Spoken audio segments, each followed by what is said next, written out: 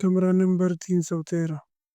دروازہ بند ہوتے ہی مجھے ایسا لگا جیسے میں زندہ واپس نہیں جاؤں گا۔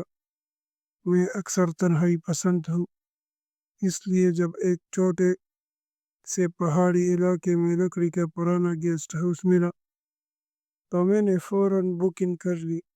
سردی بہت زیادہ تھی، دھند ہر طرف پھیلی ہوئی تھی اور گیسٹ ہاؤس کا عملہ بھی کم ہی تھا۔ جب میں نے ریسپشن پر اپنے کمرے کا پوچھا تو بوڑھی مینیجر نے عجیب نظروں سے دیکھا اور کہا، آپ کو ضرور کمرہ نمبر 313 ہی چاہیے تھا۔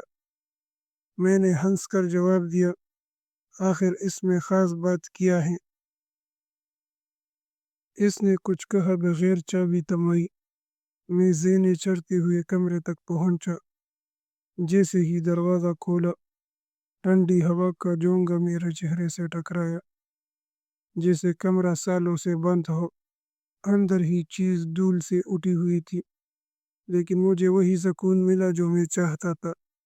رات کے تقریباً 2 بجے میرے آنکھ ایک عجیب سی آواز پر کھلی، جیسے کوئی بہت آہستگی سے دروازہ کھولنے کی کوشش کر رہا ہو۔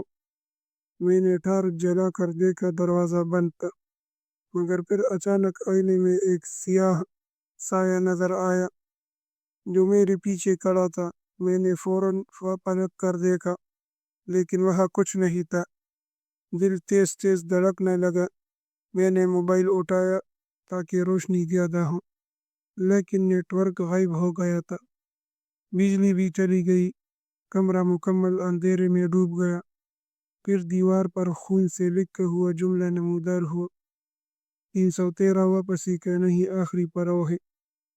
میرے رونگٹے کھڑے ہو گئے، کمرہ ترترانے لگا، کھڑکی خود بخود کھل گئی اور ایک چیخ کی آواز گونجی۔ میں بھاگنے کے لیے دروازے کی طرف لپکا، لیکن وہ دروازہ جیسے لوہے کا ہو گیا ہو، ہل بھی نہ سکا۔ تبھی بستر کے نیچے سے کسی کے رینگنے کی آواز آئی۔ میں نے جھک کر دیکھا تو ایک عورت کا آدھا سڑا ہوا چہرہ سرخ آنکھوں کے ساتھ میری طرف گو رہا تھا۔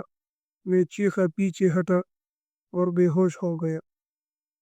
صبح جب ہوش آیا تو میں بستر پر تھا، کمرہ صاف ستھرا اور روشنی موجود تھی۔